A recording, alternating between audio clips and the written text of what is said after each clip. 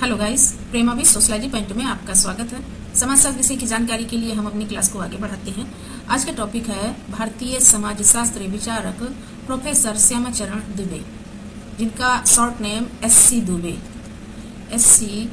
दुबे है। तो आज की इस वीडियो में हम प्रोफेसर श्यामाचरण दुबे यानी एससी दुबे के विषय में जानेंगे। इनको ग्रामीण समाज और जनजातीय समाजों के अध्ययन के लिए विशेष तौर पर जाना जाता है और इनसे संबंधित इनकी पुस्तकें और इनके अध्ययन से संबंधित जानकारी एग्जाम में पूछी जाती है।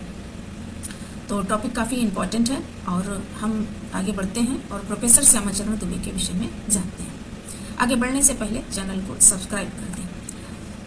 डॉक्टर श्यामाचरण दुबे का जन्म 22 जुलाई सन 1922 में मध्य प्रदेश के बुंदेलखंड में हुआ था और जो इनकी जीवन यात्रा है वो 4 फरवरी 1996 को समाप्त हुई थी। डॉक्टर दुबे की गणना भारत के अग्रणी समाजशास्त्रियों में की जाती है।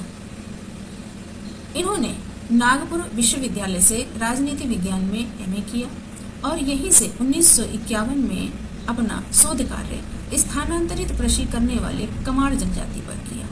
तो जो डॉक्टर एससी दुबे हैं ये भारतीय समाजशास्त्रियों में मुख्यतः विशेष तौर पर जाने जाते हैं अपने ग्रामीण और जनजातीय अध्ययन के लिए, इसीलिए इनकी गणना अग्रणी समाजशास्त्रियों में की जाती है।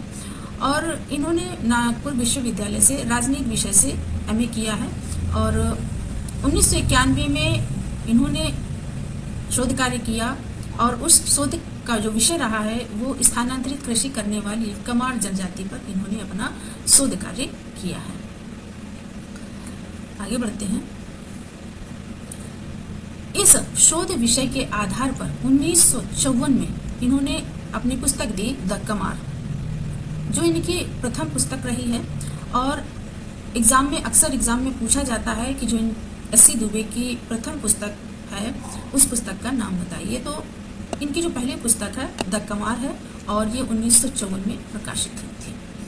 एससी दुबे को सन 1975-76 में अखिल भारतीय समाजशास्त्र परिषद का अध्यक्ष बनने का गौरव भी प्राप्त हुआ है।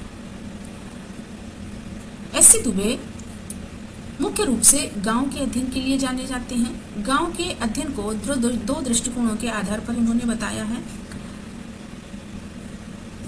तो ग्रामीण अध्ययन को या दो दृष्टिकोणों से यानी 2 प्रकार से इन्होंने ग्रामीण अध्ययन के विषय में बताया है।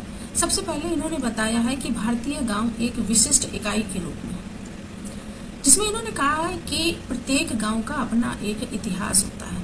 इसको हम थोड़ा सा समझ लेते हैं कि समाज हम देखें तो भारतीय समाज में बहुत सारे गांव हैं, बहुत ही छोटे गांव हैं, बड़े भी गांव हैं, जिनकी जनसंख्या 2000 भी होती है, इससे कम भी होती है और इससे अधिक भी होती है। ज़्यादातर जो बड़े गांव होते हैं उनकी जनसंख्या 5000, 7000 या 10,000 तक होती है और जो सबसे छोटे यानी छोटे छोटे गांव होते हैं उनकी जनसंख्या 2-3 हज़ार के आसपास या 1000 तक के आसपास होती है। तो इस तरीके से इन्होंने भारतीय गाँवों के जो नाम होते हैं, जैसे हम देखते हैं कि भारतीय गाँवों में बहुत से नाम बड़े अजीब तरह के होते हैं, उनके गांव के जो नाम होते हैं वो उस गांव की कुछ पहचान बताते हैं। तो ये जो नाम होते हैं वो उस गांव का कुछ इतिहास होता है या उस गांव की कुछ विशिष्टता होती है या उस गांव में कोई घटना ऐसी हुई होती है जिस घटना के आधार पर भी उस गांव का नामकरण कर दिया जाता है। तो इसीलिए एससी दुबे कहते हैं कि प्रत्येक गाँव का अपना एक इतिहास होता है। इसका हम एक उदाहरण ले सकते हैं, जैसे भीतर गाँव एक नाम है गाँव का, भीतर गाँव। लेकिन भीतर गांव नाम क्यों पड़ा? क्योंकि भीतर गांव में एक मंदिर है और वो मंदिर की जो चित्रकला है शिल्पकला है, वो शिल्पकला इतनी मशहूर है कि उस गांव में जो मंदिर है वो भीतर गांव के मंदिर के नाम से जाना जाता है। ये बहुत ही प्राचीन मंदिर है, तो इसे उस मंदिर के नाम से ही इस गांव का नाम पड़ा भीतर गांव। तो इसी तरीके से बहुत से गांव ऐसे होते हैं जो उनकी विशिष्टता के कारण उसकी कुछ विशिष्ट उसमें होता है, जो उसमें कुछ घटनाएं होती हैं, क्रियाएं होती हैं, कुछ ऐसी स्थितियां उस गांव में निर्मित हुई होती हैं जिनके आधार पर इन गांवों का नामकरण कर दिया जाता है। तो इसीलिए एस.सी. दुबे कहते हैं कि प्रत्येक गांव का अपना एक इतिहास होता है। दूसरा इन्होंने बताया है अन्य क्षेत्रों के साथ एक छोटी इकाई के रूप में। एस.सी. दुबे कहते हैं कि भारतीय समाज में हम ग्राम को एक छोटी इकाई के रूप में लेते हैं, क्योंकि ग्राम का जब विकास होता है, यानी हम जब ग्रामीण यानी स्थानीय क्षेत्रों के जब विकास की बात करते हैं, तो जब स्थानीय क्षेत्रों का विकास होता है तो किसी देश में किसी राज्य का विकास होता है, राज्य से ही उस देश का विकास होता है। तो इसीलिए एस.सी. दुबे कहते हैं कि ग्रामीण सबसे छोटी इकाई होती है और इस छोटी इकाई का विकास करना अति आवश्यक है, क्योंकि जब इस छोटी इकाई का विकास होता है तभी किसी राज्य का विकास होता है और इसी तरीके से किसी देश का विकास होता है। यानी किसी भी देश की विकास की जो प्राथमिक विकास की अवस्था होती है ये ग्रामीण होते हैं, ग्राम होते हैं, जो एक छोटी इकाई के रूप में कार्य करते हैं। आगे बढ़ते हैं। जाति संस्करण के संबंध में एस.सी. दुबे ने लिखा है कि जाति संस्करण का मूल आधार पवित्रता और अपवित्रता है। तो अभी हमने जाना कि गांव, एस.सी. दुबे ने गांव को दो दृष्टिकोणों के आधार पर बताया है, जिसमें उन्होंने बताया कि भारतीय गांव एक विशिष्ट इकाई के रूप में और अन्य क्षेत्र के साथ एक छोटी इकाई के रूप में। अब हम आगे बढ़ते हैं और जानते हैं कि जाति संस्करण के संबंध में एस.सी. दुबे ने क्या विचार दिए हैं। तो जाति संस्करण में उन्होंने बताया है कि जाति संस्करण का मूल आधार पवित्रता और अपवित्रता की धारणा है। एस.सी. दुबे का कहना है कि भारतीय समाज में पवित्रता, अपवित्रता, उच्चता और निम्नता की जो धारणाएं लोगों की बनी हुई है, उसी आधार पर जाति संस्करण की व्यवस्था समाज में देखने को मिलती है। जैसे कि ब्राह्मण, क्षत्रिय, वैश्य और शूद्र, तो जिसका जो कार्य है वो अपने कार्यों को करता है। शूद्र अपने कार्यों को करता है, वैश्य अपने कार्यों को करता है, क्षत्रिय अपने कार्यों को करता है और ब्राह्मण अपने कार्यों को करता है। तो इनके कार्यों के द्वारा जो उच्चता और निम्नता की स्थिति समाज में बनी हुई है, यानी ब्राह्मण को उच्च स्थिति प्राप्त है और वो उच्च और सम्माननीय कार्यों को करते हैं। इसी तरीके से शूद्र निम्न स्तर के कार्य करते हैं और इन्हें समाज में निम्न दृष्टि से देखते हैं। तो इस तरीके से समाज में जो धारणाएं हैं वो उच्चता और निम्नता के भेद को लिए हुए हैं। तो एस.सी. दुबे कहते हैं कि ये धारणाएं, ये विचारधाराएं लोगों की बनी हुई हैं, इसी आधार पर ये जाति संस्करण बना हुआ है। आगे बढ़ते हैं। दुबे ने सन 1955 में उनकी एक महत्वपूर्ण पुस्तक इंडियन विलेज प्रकाशित हुई, जिसमें इन्होंने तेलंगाना के समीरपेट गांव का अध्ययन अंतर अनुशासन पद्धति के द्वारा किया है। तो एस.सी. दुबे ने पुस्तक लिखी इंडियन विलेज, जो 1955 में इनके द्वारा लिखी गई, और इस पुस्तक में इन्होंने समीरपेट गांव का, तेलंगाना के समीरपेट गांव का अध्ययन किया। अक्सर एग्जाम में पूछ लिया जाता है कि समीरपेट गांव का अध्ययन किस समाजशास्त्री के द्वारा किया गया है। तो समीरपेट गांव का अध्ययन एस.सी. दुबे के द्वारा किया गया है। और उन्होंने ये अध्ययन किस पद्धति के द्वारा किया है, ये भी प्रश्न बनता है एग्जाम में कि उन्होंने समीरपेट गांव का अध्ययन किस पद्धति के आधार पर किया है। तो उन्होंने अंतर अनुशासन पद्धति के आधार पर समीरपेट गांव का अध्ययन किया है। इसमें दुबे ने कहा कि कोई भी गांव अपने गांव में स्वायत्त इकाई नहीं है, बल्कि संगठित राजनीतिक इकाई का हिस्सा है। एस.सी. दुबे ने बताया कि जो ग्राम होते हैं वो स्वायत्त इकाई के रूप में कार्य नहीं करते हैं, बल्कि ये राजनीतिक दांव पेच का हिस्सा बन जाते हैं और राजनीतिक गतिविधियां इन गांवों में ज़्यादा से ज़्यादा देखने को मिलती हैं, क्योंकि गांव में जब चुनाव होते हैं तो चुनाव के दरमियान जो ग्रामीण क्षेत्रों में होता है वहाँ से अधिक वोट एकत्रित किया जाता है और इसी कारण इन गांवों में चुनावी के दौरान राजनीतिक संगठन बनते हैं और राजनीतिक गतिविधियां अधिक होती हैं। इसीलिए एस.सी. दुबे कहते हैं कि जो गांव हैं वो स्वायत्त इकाई के रूप में अब नहीं रह गए हैं, वो तो राजनीतिक का एक हिस्सा बन गए हैं। इसीलिए एस.सी. दुबे ने स्वायत्त इकाई, गांव को एक स्वायत्त इकाई नहीं माना है। आगे बढ़ते हैं और दुबे ने ग्रामीण एकजुटता के 3 पक्ष बताए हैं। एस.सी. दुबे ने ग्रामीण एकजुटता के 3 पक्ष बताए हैं, जिसमें उन्होंने क्रियात्मक बताया एक, दूसरा संज्ञात्मक बताया और तीसरा भावात्मक बताया। इन तीनों पक्षों के अध्ययन के पक्षों के द्वारा इन्होंने जो अध्ययन किया समीरपेट ग्राम का, अपने समीरपेट ग्राम का अध्ययन करने के उपरांत जो इनके अध्ययन की तुलना है वो रॉबर्ट रेडफील्ड के द्वारा जो 1930 में मैक्सिको के टेपोजलान गांव का अध्ययन किया गया था रॉबर्ट रेडफील्ड के द्वारा, उनके अध्ययन से की जाती है। कहने का अर्थ ये हुआ कि एस.सी. दुबे के द्वारा तेलंगाना के समीरपेट ग्राम का और रॉबर्ट रेडफील्ड के द्वारा मैक्सिको की टेपोजलान दोनों के अध्ययनों को तुलनात्मक तौर पर जब देखा गया तो अंतर पाया गया, बहुत सा अंतर पाया गया। जो अंतर अनुशासन पद्धति के द्वारा उन्होंने अध्ययन किया था उस आधार पर बहुत से अंतर इन दोनों गांवों में पाए गए। इन्होंने बताया इस अध्ययन के आधार पर एस.सी. दुबे ने कि प्रबल जाति नहीं होती है बल्कि प्रबल व्यक्ति होता है। एस.सी. दुबे ने इस तुलनात्मक अध्ययन के द्वारा ही ये बताया कि प्रबल जाति नहीं प्रबल व्यक्ति होता है, क्योंकि राजनीतिक शक्ति संपूर्ण जाति में निहित नहीं होती, अपितु यह शक्ति कुछ लोगों में केंद्रित होती है। एस.सी. दुबे ने कहा कि अधिक जनसंख्या होने पर, अधिक प्रतिष्ठा प्राप्त होने पर, अधिक पूंजीपति होने पर प्रबल जाति नहीं होती है, प्रबल व्यक्तित्व होता है।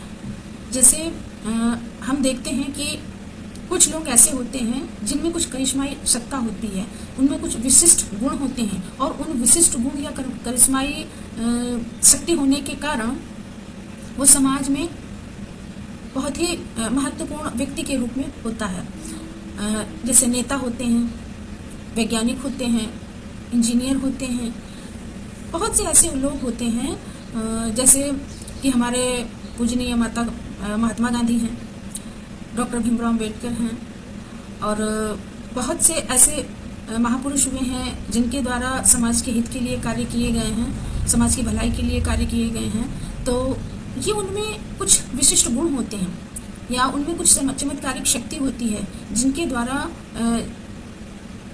वो समाज में बहुत से लोगों को अपना बना लेते हैं और अपने कहे हुए बातों को, अपने कार्यों को बहुत से लोगों के द्वारा बात को मनवाने में सफल होते हैं। यानी उनकी बातों को बहुत से लोगों द्वारा माना जाता है। बहुत से लोग तो ऐसे महान पुरुषों को अपना आदर्श भी बनाते हैं। तो इस तरीके से जो एस.सी. दुबे कहते हैं कि प्रबल जाति नहीं होती है, प्रबल व्यक्ति होता है। जिस व्यक्ति के पास अधिक से अधिक विशिष्ट योग्यताएं होती हैं, बुद्धिमत्ता होती है, तर्क होता है, विचार प्रधान होता है और ऐसे व्यक्ति जिसमें लोगों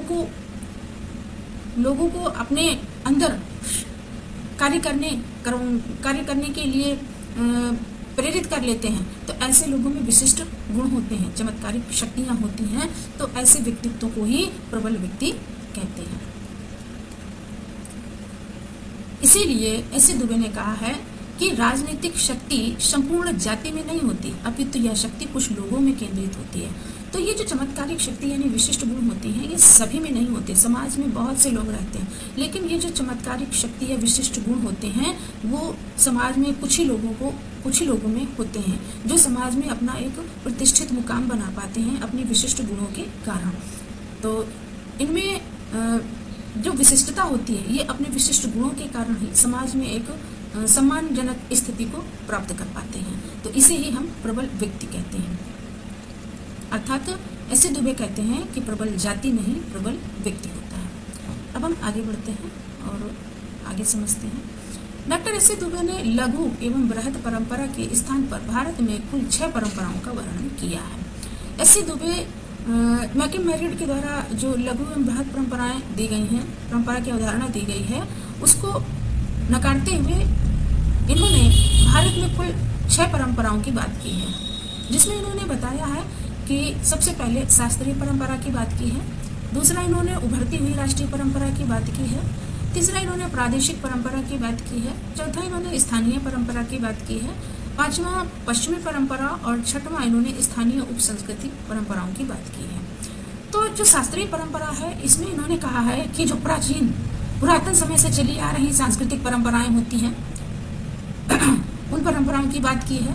उभरती हुई राष्ट्रीय परंपराओं में इन्होंने बताया है कि अपने क्षेत्र के विकास के लिए, अपने देश के विकास के लिए कुछ परंपराएं लोगों के द्वारा निर्मित की जाती हैं, जिससे हमारे देश का, हमारे क्षेत्र का, हमारे राज्य का विकास हो। तो ऐसी नई उभरती हुई सांस्कृतिक परंपराओं की बात इन्होंने इसमें की है, जिसमें बहुत से नवीन संगठन बनते हैं और उन संगठनों के द्वारा समाज में कार्य किए जाते हैं। फिर प्रादेशिक परंपरा की बात की है, जो प्रदेश स्तर पर होने वाली परंपराएं होती हैं। स्थानीय परंपराओं की बात की है, जो किसी स्थानीय क्षेत्र से संबंधित उनकी विशिष्ट कार्यों की विशिष्ट संस्कृतियां होती हैं। उन संस्कृतियों की बात करते हैं जो स्थानीय क्षेत्रों में के द्वारा मनाई जाने वाली संस्कृतियां होती हैं। और पश्चिमी परंपरा की बात इन्होंने की है कि जो पश्चिमी परंपराएं होती हैं तो उन परंपराओं को लोग अपने जीवन में अपनाते हैं, ऐसी परंपराओं की बात इन्होंने की है। और कुछ स्थानीय उपसंस्कृति परंपराओं की बात की है कि कुछ ऐसी परंपराएं होती हैं कि जैसे बड़े स्तर पर होने वाली परंपराएं, सांस्कृतिक परंपराएं होती हैं, और उन सांस्कृतिक परंपराओं के से संबंधित कुछ और छोटी छोटी उप परंपराएं बन जाती हैं, यानी उन्हीं संस्कृतियों से संबंधित छोटी छोटी परंपराएं उनमें जोड़ दी जाती हैं जो स्थानीय क्षेत्रों में होती हैं, और उन्हीं परंपराओं को लेकर नई परंपराएं जो छोटे छोटे समूहों में, छोटे छोटे क्षेत्रों में मनाई जाने लगती हैं, यानी कि उन संस्कृतियों की बड़ी संस्कृतियों की लघु यानी छोटी संस्कृतियां भी निर्मित हो जाती हैं। चलिए हम आगे बढ़ते हैं। दुबे के अनुसार आधुनिकीकरण के विषय में उनके क्या विचार हैं, इसके विषय में हम जान लेते हैं कि उन्होंने आधुनिकीकरण के विषय में क्या विचार रखते थे। तो आधुनिकीकरण के विषय में उन्होंने बताया है कि यह एक अत्यंत जटिल घटना है। इसमें बड़ी संख्या में विभिन्न प्रकार के अंतर संबंधित परिवर्तन शामिल है। आधुनिकीकरण मूल्य युक्त अवधारणा है। तो ऐसे दुबे कहते हैं कि जो आधुनिकीकरण है, आधुनिकीकरण एक बहुत ही जटिल घटना है, यानी समाज में जो भी कार्य होते हैं वो बहुत ही आधुनिक समाजों में जो होने, आधुनिकीकरण का मतलब ये होता है कि बहुत ही तीव्रता से होने वाले परिवर्तन जैसे औद्योगिक समाज में होते हैं, वो हमें आधुनिक समाज की ओर ले जाते हैं, आधुनिक समाज को ओर बढ़ने के लिए अग्रसर करते हैं। तो ऐसे समाजों में जब आधुनिकीकरण की प्रक्रिया अधिक तीव्र होती है तो ये बहुत ही जटिल होती चली जाती है। जैसे कि आधुनिक समाजों में कोई भी औद्योगिकरण की प्रक्रिया होती है तो उसमें जो श्रम विभाजन की जटिलताएं होती हैं, श्रम विभाजन जो होता है वो बहुत विशिष्ट होता है, और उन विशिष्ट श्रम विभाजन के कारण जो उनके कार्य होते हैं वो भी कार्य बहुत कठिन और जटिल होते हैं। तो इसीलिए इन्होंने कहा है कि जो आधुनिकीकरण है वो एक अत्यंत जटिल घटना है, यानी समाज में जब बहुत सारे आधुनिक परिवर्तन इन्हीं कारणों से होते हैं जिसमें बड़ी संख्या में विभिन्न प्रकार के अंतर परिवर्तन सम्मिलित हैं। तो जब समाज में आधुनिकीकरण से संबंधित जब परिवर्तन होते हैं, जैसे औद्योगिक परिवर्तन होते हैं, सामाजिक, आर्थिक, तो विभिन्न प्रकार के परिवर्तन होते हैं, तो उससे समाज में नवीन परिवर्तन होते हैं और बहुत तीव्र गति से होते हैं। तो इसीलिए इन्होंने कहा है कि आधुनिकीकरण मूल्य युक्त अवधारणा है, यानी आधुनिकीकरण में जो भी परिवर्तन होते हैं वो समाज में नवीन मूल्यों को निर्मित करते हैं, नवीन मानदंड जिनके द्वारा बनते हैं। तो इसीलिए इससे दुबे ने आधुनिकीकरण को जटिल घटना माना है। अब हम आगे बढ़ते हैं और भारतीय युवाओं के अध्ययन के विषय में इन्होंने अपने विचार दिए हैं, उसके विषय में जान लेते हैं। डॉक्टर दुबे ने भारतीय युवाओं का अध्ययन किया और इन्होंने भारतीय युवाओं को, भारत के संपूर्ण युवाओं को एक ही वर्ग में नहीं रखा, बल्कि पृष्ठभूमि, संस्कार और अभिव्यक्ति के आधार पर इन्होंने भारतीय युवाओं को 4 श्रेणियों में निर्धारित किया है। इस प्रकार कुल 4 संस्कृतियों की चर्चा भी ये करते हैं। तो भारतीय समाज में जो युवा वर्ग है, उन युवा वर्गों में अपना अलग अलग सोचने का तरीका है, तर्क करने का तरीका है, अलग अलग उनके आचार विचार, रुचियाँ, व्यक्तित्व आदि होते हैं। तो उसी आधार पर इन्होंने भारतीय युवाओं को 4 भागों में बांटा है और उन्हीं 4 भागों के आधार पर ही इन्होंने 4 संस्कृतियों की चर्चा भी की है, जिसमें उन्होंने बताया है कि हैप्पी संस्कृति ऐसी संस्कृति होती है जिसमें जो पुरानी संस्कृतियां होती हैं उन संस्कृतियों को लोग छोड़ देते हैं और नवीन संस्कृतियों को अपनाते हैं जो उनको आनंद या खुशी प्रदान करती हैं। यानी अपनी खुशी के लिए जो नई संस्कृतियां निर्मित की जाती हैं उन संस्कृतियों को ही हैप्पी संस्कृति कहते हैं। तो जो ऐसे तुम्हें कहते हैं कि जो युवा वर्ग है वो अपनी कुछ संस्कृतियां ऐसी निर्मित करते हैं जो अपनी खुशी के लिए, अपने आनंद के लिए करते हैं, जैसे समाज में बहुत सारी संस्कृतियाँ निर्मित हो जाती हैं युवाओं के द्वारा। परिपाटी में गए, वहाँ पे बातचीत की और खाया पिया, मौज मस्ती की, और किसी तरीके से एक अलग सा एक संगठन ऐसा बना लेते हैं और उस संगठन के थ्रू अपने कार्यों को करने लगते हैं। तो इस तरीके से ये नए प्रकार की संस्कृति होती है जो नवीन युवाओं के द्वारा अपनाई जाती है। पश्चिमी संस्कृति की बात करें तो पश्चिमी संस्कृति को भी बहुत से युवा अपनाते हैं और उनका सोचना होता है कि हमारी संस्कृति से अच्छी पश्चिमी संस्कृति है और पश्चिमी संस्कृति में किसी भी प्रकार का भेदभाव नहीं है, तो वो पश्चिमी संस्कृति को ज़्यादा महत्व देने लगते हैं। और निम्न वर्ग की संस्कृति में बात की है कि जो युवा निर्धन और गरीब वर्ग से है उनकी संस्कृति कुछ अलग हटके होती है, यानी कि वो अपनी निर्धनता, गरीबी को लेते हुए अपनी संस्कृतियों को बनाते हैं और उन संस्कृतियों के द्वारा जो स्थानीय क्षेत्र में नवीन ग्रामीण युवाओं के द्वारा निर्मित की हुई संस्कृतियां होती हैं। फिर है शिक्षित वर्ग की संस्कृति की बात उन्होंने की है कि जिनके माता पिता अशिक्षित थे, जिनको शिक्षा प्राप्त करने का सौभाग्य नहीं प्राप्त हुआ, तो ऐसे माता पिता को सम्मान प्राप्त होना चाहिए। तो ये शिक्षित वर्ग की संस्कृति है। जो शिक्षित वर्ग, जो नवीन युवा वर्ग है और शिक्षित हुआ है और वो शिक्षा के महत्व को समझता है, तो उन युवाओं का मानना है कि हमारे माता पिता अशिक्षित रहे हैं और उन्हें शिक्षा प्राप्त करने का सौभाग्य नहीं प्राप्त हुआ, किंतु उन्हें सम्मान प्राप्त होना चाहिए और शिक्षा के महत्व को समझना आवश्यक है। तो इस तरीके से शिक्षित वर्गों की संस्कृति की बात भी एस.सी. दुबे के द्वारा की गई है। तो इस प्रकार उन्होंने भारतीय युवाओं को 4 श्रेणियों में बांटकर 4 प्रकार की संस्कृतियों की बात की है। आगे बढ़ते हैं और एस.सी. दुबे की बहुत ही महत्वपूर्ण पुस्तकों के विषय में हम जान लेते हैं जो एग्जाम में बहुत पूछी जाती हैं। और सबसे पहली पुस्तक द कमार, जो इनका शोध विषय रही है, 1954 में प्रकाशित हुई थी। फिर दूसरी है इंडियन विलेज, 1955 में प्रकाशित हुई थी। फिर तीसरी है इंडिया चेंजिंग विलेज, 1958 में प्रकाशित हुई थी। और चौथी है power and conflict in village India, जो 1985 में इनके द्वारा प्रकाशित की गई थी। उसके बाद मानव एवं संस्कृति, भारतीय ग्राम, ये एग्जाम में बहुत पुस्तक पूछी गई है। और विकास का समाजशास्त्र, समय एवं संस्कृति। और आगे है ऐसे इन मॉडर्न इज एक्शन, 1971 में प्रकाशित हुई। Social science and changing society, 1974 में प्रकाशित हुई। और अंत में है ट्राइबल हेरिटेज ऑफ इंडिया, 1977 में प्रकाशित। इस प्रकार से आज हम लोगों ने एस.सी. दुबे से संबंधित जानकारी प्राप्त की और एग्जाम की दृष्टि से टॉपिक काफ़ी इम्पोर्टेंट है ये। तो इसमें हमें सबसे ज़्यादा उनके अध्ययन क्षेत्रों के विषय में जानना आवश्यक है और इनकी पुस्तकों के विषय में। तो वीडियो यदि अच्छी लगी हो तो चैनल को सब्सक्राइब कर दें। Thanks for watching.